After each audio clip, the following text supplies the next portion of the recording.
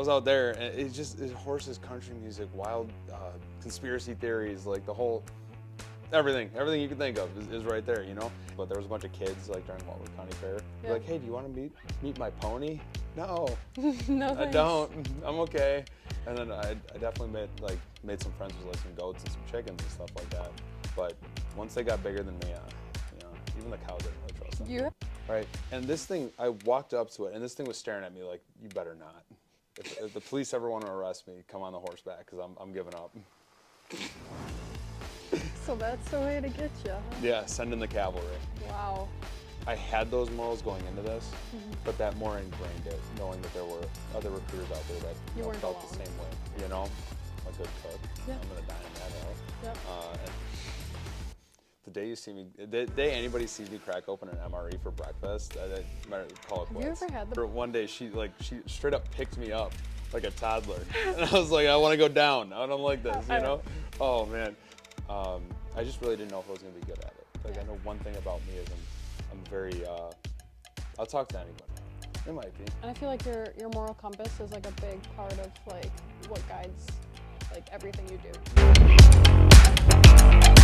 Absolutely. All right.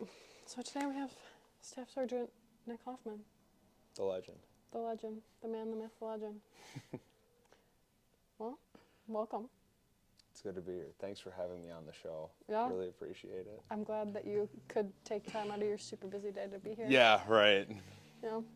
So this is your office. Mm-hmm. Tell me about it.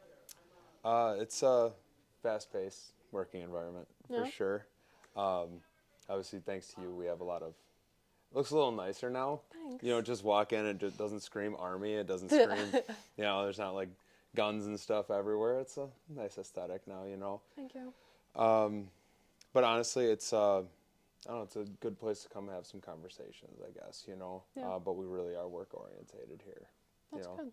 too much coming. If you're here, you're working. If you're not here, well, you know, I'm watching TV probably. Yeah. Yeah. What do you like to do for fun? Like if you're not here, what do you do? Well, go to the gym. I do kickboxing at Rufus Sport, Okay. and boxing more so. I just think it's fun, get some frustrations out, That's cool. you know. Have you always done that? No. Actually, I should say that I did it for a little bit, and then I haven't since recently, you know, because... You just got back into it recently? No, so way back in the day, I was a secondary black belt in Taekwondo. So I worked my way up all through high school, and honestly, it just got kind of hard to manage martial arts and like sports, and then I was also like kind of falling behind in school. Okay. So That's a lot. I got up to secondary black belt and became an instructor there at the martial arts studio that I worked at, or that I was at, and I was like 16. When I got secondary black belt, and it was just like I was teaching adults. That's crazy. You know? It was way more responsibility than I was ready for. Yeah. So that's when I stepped back from there, and also I was also a gymnast way back in the day too. And no, I'm not kidding you there. But I also hurt my knees pretty bad doing that. I'm learning so much about you already. Like 2 minutes into this. Yeah, I know. I'm a international man of mystery. That's funny. But yeah, so. Always really active back in the day. So, but yeah, when I'm not here, I'm either watching TV. Like I just finished Suits. Me and my girlfriend are watching Grey's Anatomy now. Okay. So I'm learning medical terminology more so than I do here. You know what I mean? So I'm kind of using that to better me, you know, here. Good. I'm also watching The Bad Batch right now. It's Star Wars. It's about the defective clones. Oh. And is it a new series? Is this like a new No, thing? it's been out for a little bit now. But they just released season 3, and it's their last season. But I'm a huge Star Wars nerd. Okay. So, and it's about clone troopers that are all defective. Like one's like super buff, another one's super smart, one's a sniper, and they're got a lot more personality than just, you know. The regular clones. Yeah, exactly. So that's keeping me entertained when Amanda's at work, and so yeah, I don't know, it's kind of what I do, you know, or when I'm not doing that, I'm spending time with my kids and hanging out with them. Yeah, dad life. Yeah. You said you gave them an MRE. I did. Talk about that. Oh my! So first of all, My son, he's 6, he tried to open it, and there was no win in that fight. And then he got his scissors out, which are those like squiggly line scissors. I wasn't doing it either, So cracked it open, and they were just so. And my daughter, she's 4. I mean, she has never seen this, but she thought it was like military fast food, because you order McDonald's, it comes in a bag, and the food's all inside of it. So she like connected it like that. She's smart. Yeah, I know. She gets me every now and then. She goes under the radar a lot, but yeah, she'll come up with something like that. And I'm like, you're hiding it from me, Yeah. Yeah, so I cracked it open, and I learned that my daughter likes peanuts because she ate the entire little thing of dry roasted peanuts. I'd rather have that than find out that she was allergic.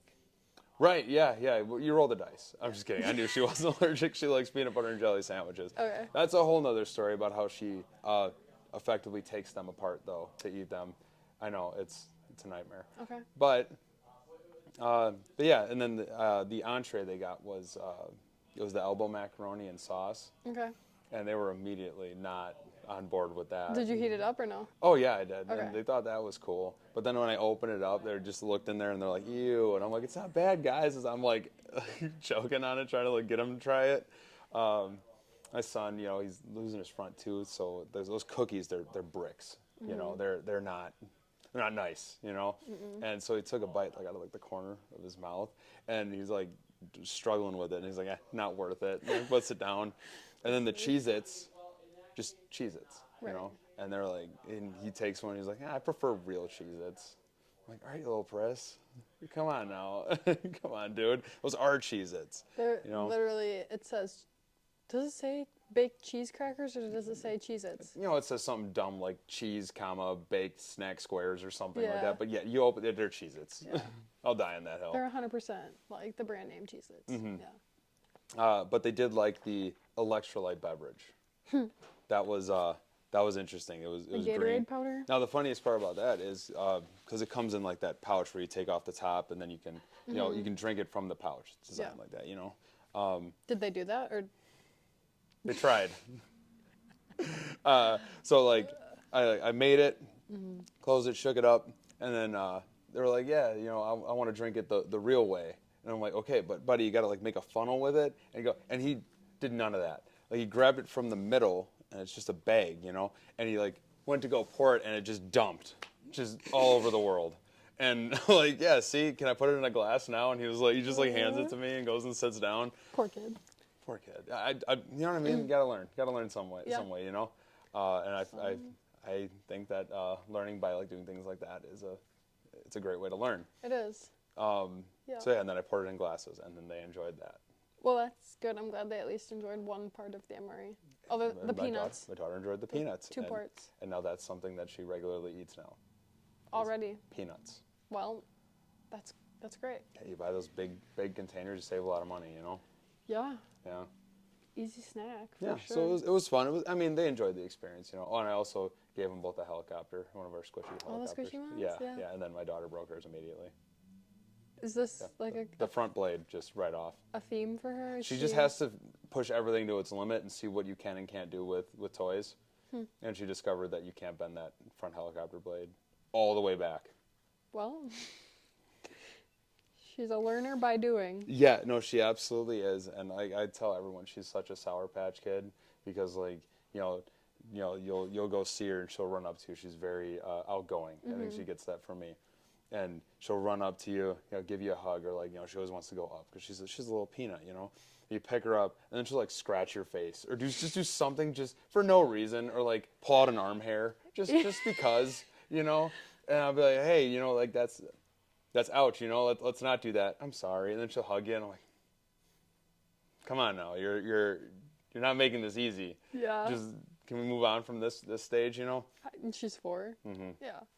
Yeah. Oh, that's fun. But she absolutely, she's definitely going to be a problem for somebody later in life. Somebody. Oh, man. Okay. So you like TV, you like working out, and you hang out with your kids. Mm-hmm. So what's work like when you're here? Honestly, I just try to be as productive as possible. Mm-hmm.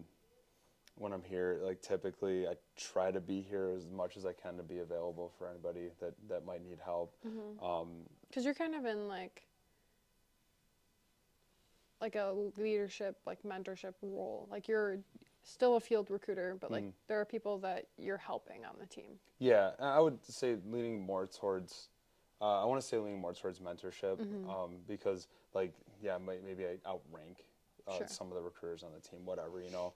But especially right now with Sergeant McAvoy being gone on his leave right now, you know, and there's just some holes right now, so I'm trying to step in as much as I can. Yeah. But it's definitely more in a mentorship way, you know. Yeah. Just want to give the other recruiters some reassurance of what they're doing, or try to help kind of guide them and steer them on the right path, you know. Yeah, being there when they have questions. Yeah, and that recently is more so my focus is, you know, being here for them and making sure that if they need something done, I'm able to do it, and I'm not like, you know, at home eating Cheetos.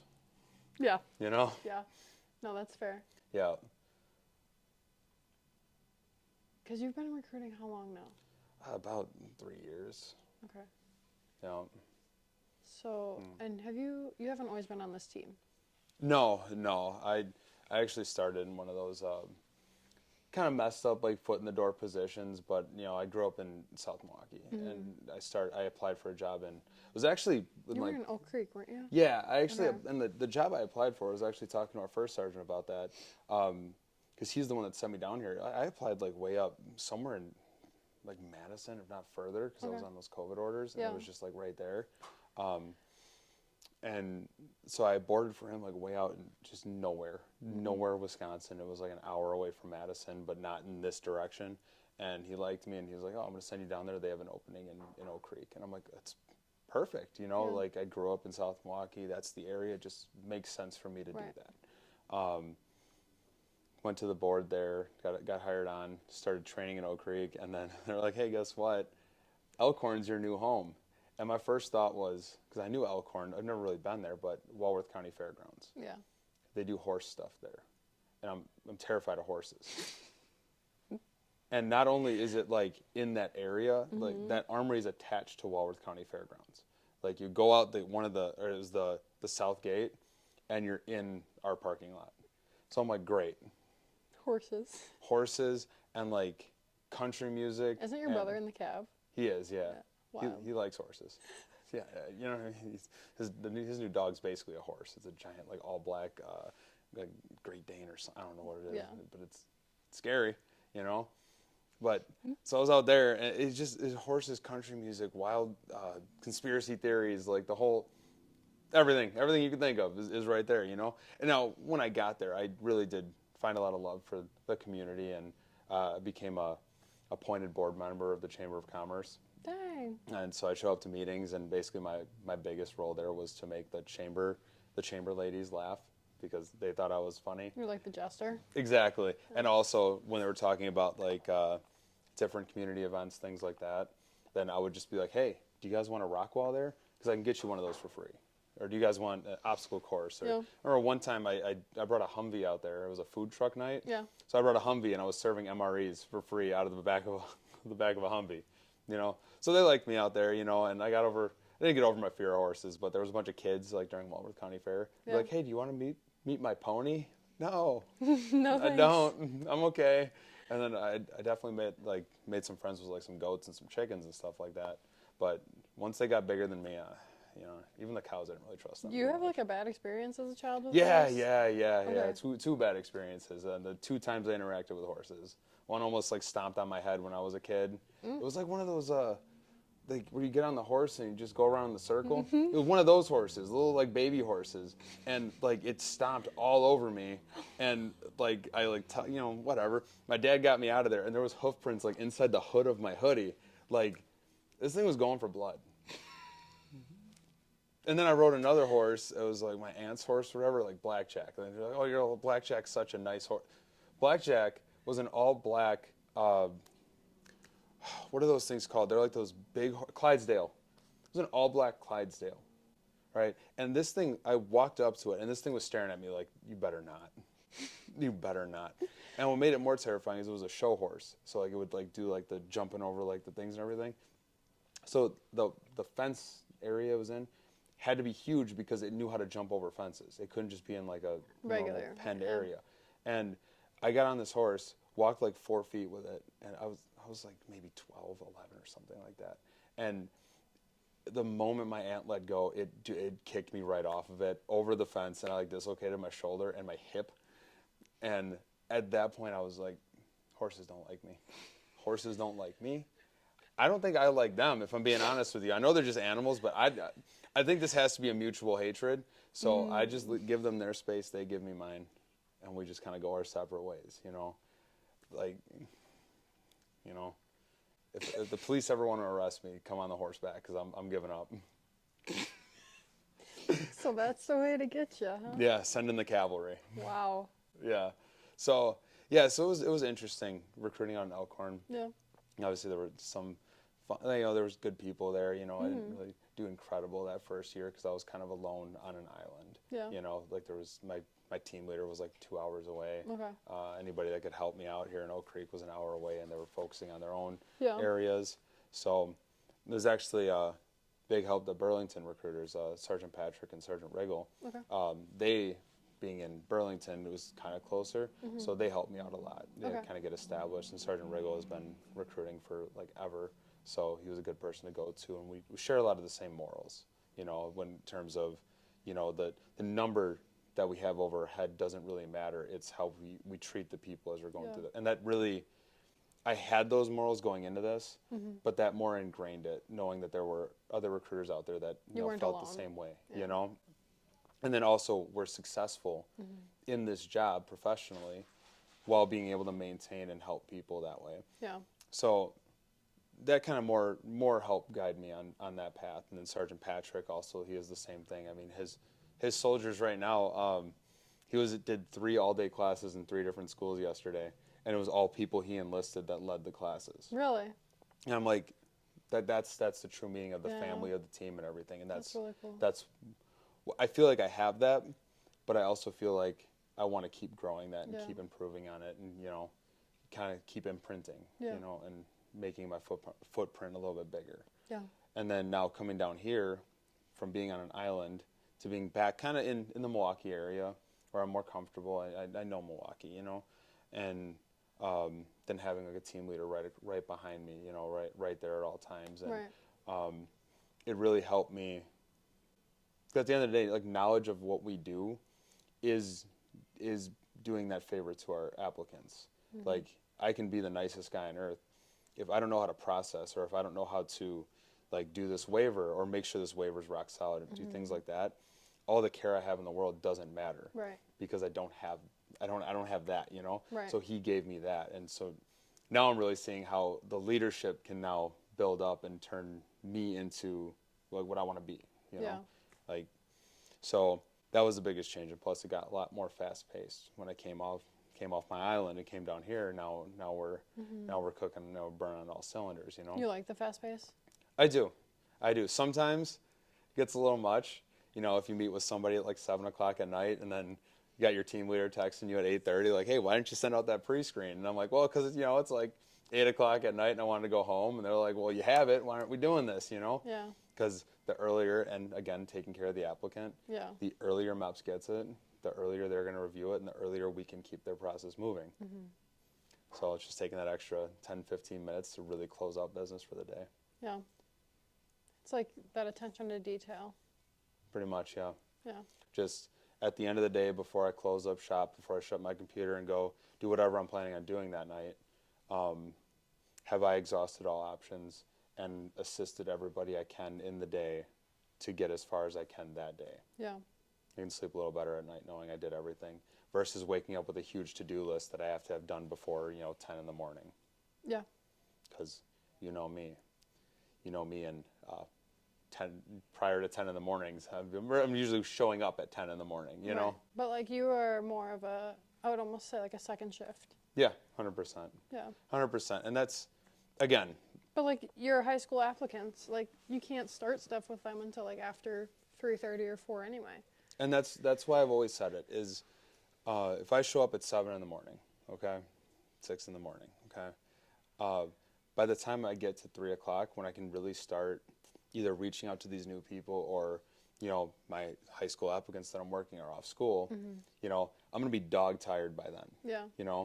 Versus why don't I sleep in, enjoy a morning with Amanda, because our schedules are, she's third shift at the police department. Like our schedules don't line up. So I want to take that time with my family, spend that time with her, and then come to work, and I'll come in at 10, but then I can comfortably work until like 6 o'clock in the afternoon, reach out to a lot of people, make sure I'm there for my soldiers, X, Y, or Z. Yeah.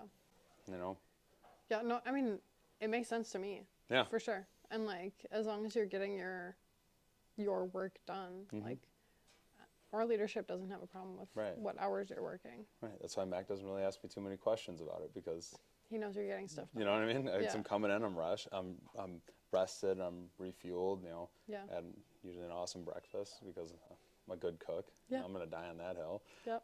And as long I'm as just it's ready not to go. MRE.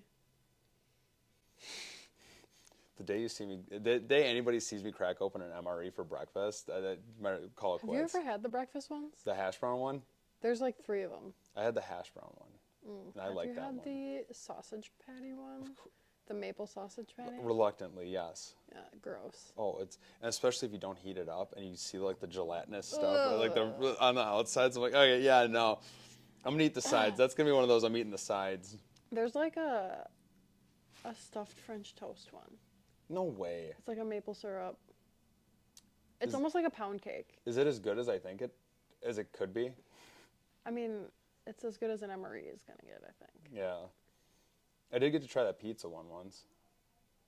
I think it's just the MRE bread, the snack bread. It is. With marinara on it. And there was like 7 individual pieces of cheese on it, and like 1 pepperoni that came from a questionable place, without a doubt. Yeah. That sounds It was so depressing. Yeah. Like, I was so excited when I saw it. I got it. I actually got it from a surplus store. And like I bought it. Like, I was like, I gotta try this one. You paid money for it. No, I paid $13.79 or something like that for it. Yep. Could have bought a whole pizza for that. I'm not responsible, but I needed to do it. Gosh. Okay, so you were talking about COVID orders and boarding for AGR and getting this job. So talk about what you did before you went AGR. Talk about the king of battle for me. Oh, field artillery? Oh, man. I tell anybody that would watch this, right, I talk about the field artillery to everybody. And I'm saying this really generally, but it seriously was like just hanging out with the boys. But like not just the boys, obviously. Well, like, I'm one of the boys. Yeah, exactly, Yeah. you know? But like, you remember Jennifer Moran? Yeah. Like, she was one of the boys. Oh my God. I remember one day she straight up picked me up like a toddler. And I was like, I want to go down. I don't like this, you know? Oh man. So like, and that's like, it's like what it was. I don't know. Like, it's hard to sum it up in a short distance, you know, but what I tell the applicants, right, is when you're picking your job, there's a lot of different routes you can go. Mm-hmm. I chose the route of doing something that you can't just like pay to do that, you know? Like, yeah, being like a 42 Alpha, it's an important job, but you can be admin like anywhere throughout the world. Right. And if that helps you get your career forward, then absolutely do it, right? We want that for you. But I was looking at a list of jobs and like shooting a cannon, like, come on, get out of town, you know?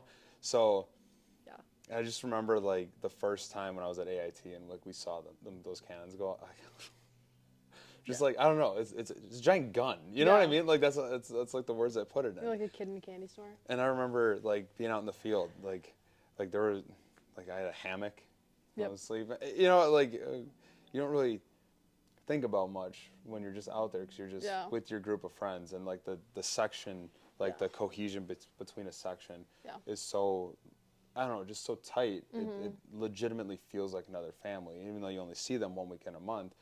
It's like our family reunion every time you see them. Exactly, and then you get to talk about like all the cool things you did over the month, and you have, especially at Charlie Battery, like you have such supportive leadership where, you know, you go in there, you're leaving your family at home, whether it's your wife and kids or whatever, and you're going and you're just jumping back into this family. Right. Where all you guys have, you know, your common goals and you're all just trying to be better than the other gun sections. You know, you got to win, you know. I hear the gun section Charizard is pretty hot right now, so we're doing all right. But you always want to be better than everyone else. But at the end of the day, We just want to be better than all the other batteries. Exactly, and all the other sections come together, and we want to be the best, you know. And it's a combined mindset, and plus you get to shoot big ass rounds, really far away. You know, the only way I've heard that you can shoot howitzers on the civilian side is, I think it's in Utah. You can shoot howitzers at like mountains to initiate avalanches. Oh yeah. Like controlled avalanches. Yeah. I mean, I'd take a trip to Utah, honestly, but you know. Yeah.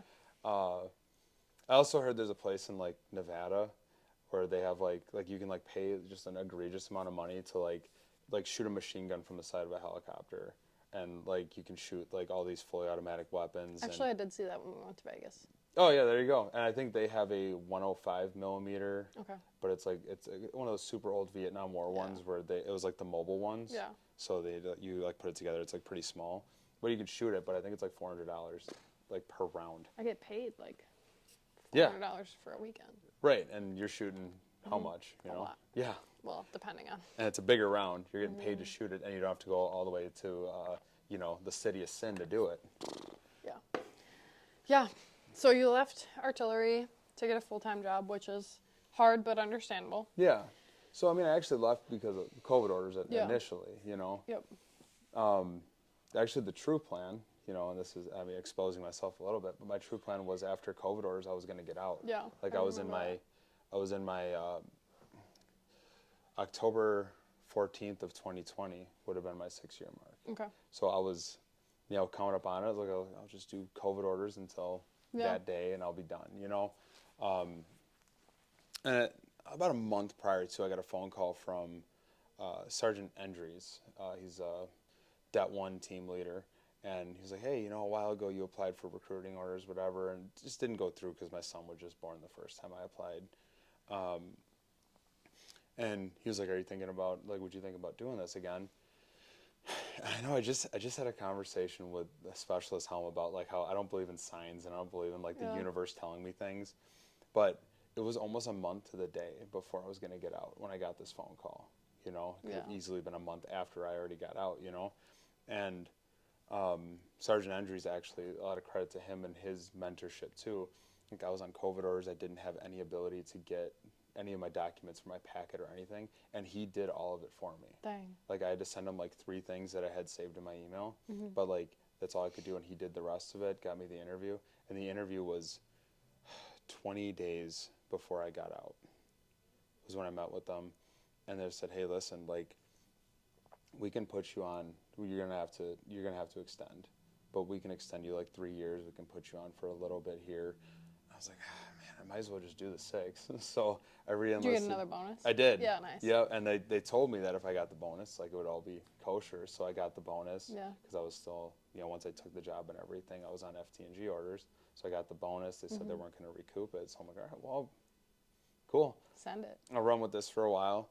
I just really didn't know if I was going to be good at it. Like I know one thing about me is I'm very, I'll talk to anybody. Yeah. Right? Any single person on earth. Like I don't look at anything besides like, hey, are you a nice person, I guess. You know what I mean? Like that's really it. Can you have a conversation? Right.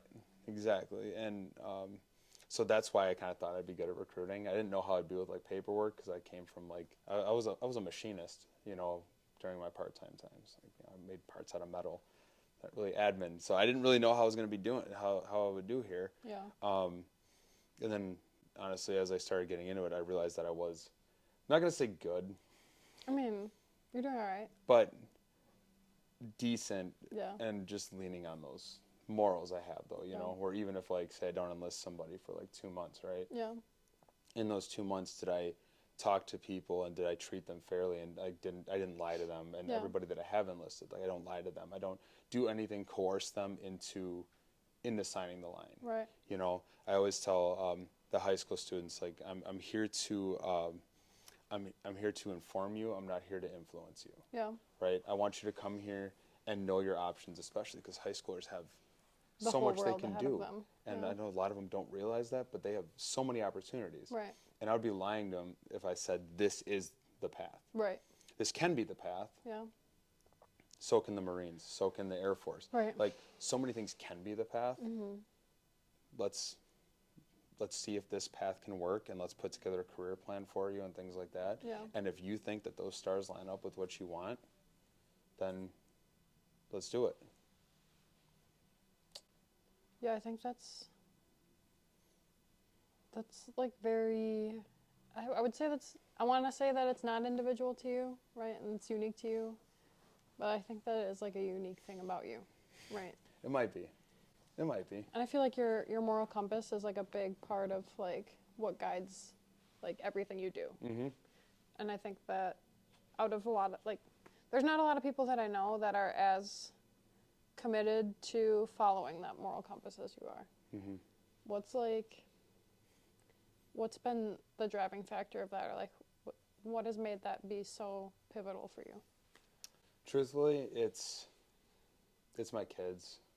If I'm these parents, right? Even if it's somebody that's 25 years old, they're putting their trust in me that I'm giving them the correct information, and it's the same thing I would want for my kids if they were to come and talk to a recruiter. Now, obviously, if my kids talk to a recruiter, I'm going to be there, right, for support or whatever, Sure. you know. You hope.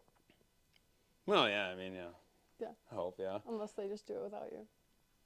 Like I did. Yeah. You know what I mean? Yeah. You never know. Yeah. But I kind of think about it like that. Like, would I want somebody lying to my daughter and coercing her into, you know, making that decision and then realize that it was all a lie? Like, I would be very mad at whoever did that to her, you know? And I'm not saying that's the only guiding factor, but I take my position and my morals and everything very seriously, and I never want to be, like, told that I'm slandering, or never ever want to be told that, you know? Just staying true to it, because that's what I would expect someone to do for my kids if basically their career plan was in their hands. Right. You know? You can be a very influential part of a young person's future. And I think you take that really seriously. Absolutely.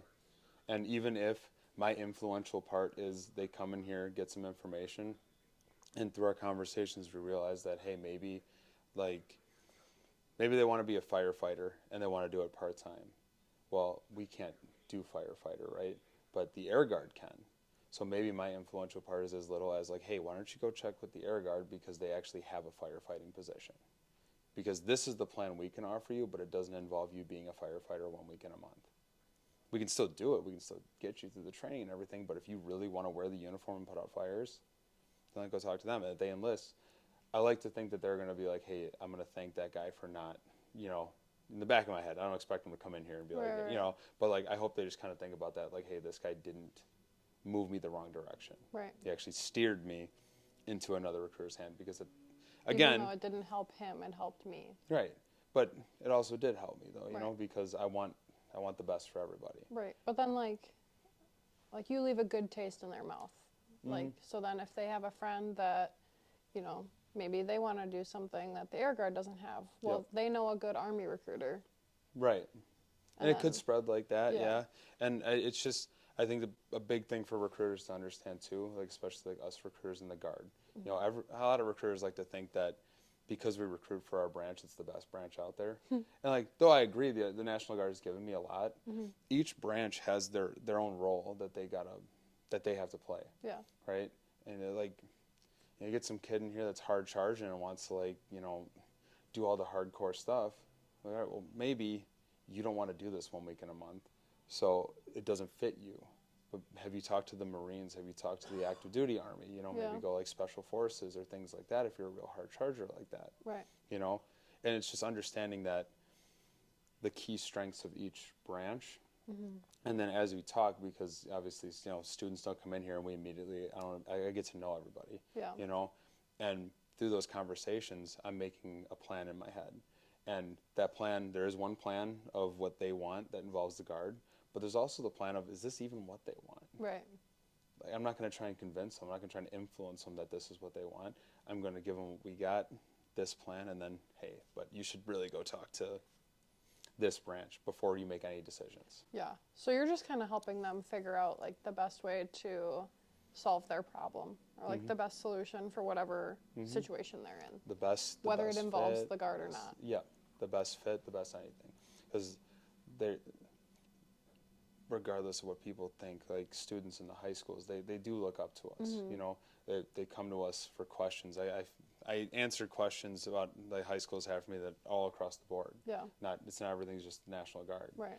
And they look at us as a source of information, and they trust us Right. to take whatever they're saying and either help them or let them vent or whatever. Because some of these students, I mean, I don't want to say, but like West Dallas area, like some of them maybe don't have somebody they can go to. Right. And they see us as maybe someone they can trust, as someone they can confide in. I'm not going to break that trust. No, and like, on your business card it says like, recruiter, career counselor, right? And I think that you really lean into that career counselor side of like that mentorship and just like whether or not you're in the Guard or you're gonna enlist through me, like I want to be that counselor, like that mentor, and help you. I have a student from Nathan Hale High School coming today. Sorry, I hate to say because I know he makes sourdough bread, but his mom has a small business and she makes sourdough bread. Okay. And he's dropping some off today. I ordered some Nice. from him. And I'm going to say it, but he's not going to join. He's in like a metal band, and I'm going to, his band's having a gig on like the 27th, and I'm going to go to it. Yes. But like, that's my part in him, I mean, like, he doesn't want to join. I know he doesn't want to join, but still talks to me all the time at the school, and I'm just still somebody that he can go to, and that's all I want to be. Yeah. Somebody that can help. Yeah. That's really cool. But obviously through all that, there are people that tend to pick their branch, not 100% based off of what they offer, but I have known a lot of my soldiers that honestly enlisted because of me. Yeah. Not just because of what the like the relationship that you guys exactly. built. Yeah. And they just know that I'm always going to be in their corner. I'm always there for them, and they like that safety net. Yeah. Well, and the Guard is such a small world that like it's not like after they enlist they'll never see or hear from you again. Yep. I always joke with them like, hey, like down the road I might be the supply sergeant at your unit or something like that, you know? Like you could definitely be working together again. We might deploy together. We might, all that stuff. Yeah. Well, I think we've definitely talked for more than 15, 20 minutes, like you said was going to be too much. So last thing I want you to do is just kind of give a few words of wisdom. Like what's some of the most influential advice you've gotten in the Guard or in the Army? Oh my God. Or like something that's impacted you. I'm going to keep it towards the career planning because we talked a lot about that. But the best piece of advice I got was from Sergeant Major Patrulli, who's soon to be retired. Yep. But he said, nobody on this earth ever plans to fail, but the biggest thing that happens is they fail to plan. So any high schoolers that are watching this, things like that. Yeah. Obviously, nobody wants to go in this world, and this is what I take from it: is nobody wants to go out in this world and end up on their ass. And so, if you have that plan, and research that plan and go through each step of that plan and every single piece of your ladder that you want to climb up, because that's all I do on my career my career planning. Yeah. Is take, hey, you want to be here, right? And right now you're right here, which isn't like a low point. It's just like, hey, you might be 17 years old and you can't be a lawyer at 17, right? And let's put this ladder together. Right. This is the plan, and then analyze each step.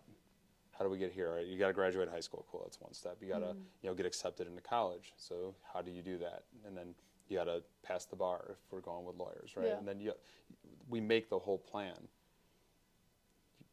Hard for that plan to fail. Yeah. If you know the next step, but Right. if you don't know what you're doing, you go off into the world. There's no direction. You no accountability, no nothing for you. You have nothing for you. You're just kind of winging it. Yeah, I like that. Even if your plan is like, I'm going to take a year off of high school. Yeah. That's a plan. You fail to plan. Yeah. You plan to fail. Yeah. CSM Patrulli has some really good life advice. Yeah, absolutely, he does. Have you heard his 10 two-letter words? I feel like I have, sitting around the campfire, because he was at the same place during COVID orders as the same hotel. I feel like I have, but remind me. So he's told us this during Best Warrior. If it is to be, it is up to me. I like that too. His 10 two-letter words. I like that. Yeah. I like that. I wonder where he got that from. I don't know, Probably but just made it up. Honestly. he He's might a have. smart dude. He He's is. a smart dude. He has a really cool story. Mm-hmm. Because if you ever hear the story about his coin, it's very cool. I don't think I heard that one either. I know I didn't hear that one. I don't want to butcher it, so you have to hear it from Okay. him, but Next time I see him. yeah, it's a pretty cool story. But Maybe I'll ask him at his retirement. yeah, cool. Cool. All right. Well, thank you. That was fun. Nice job. To,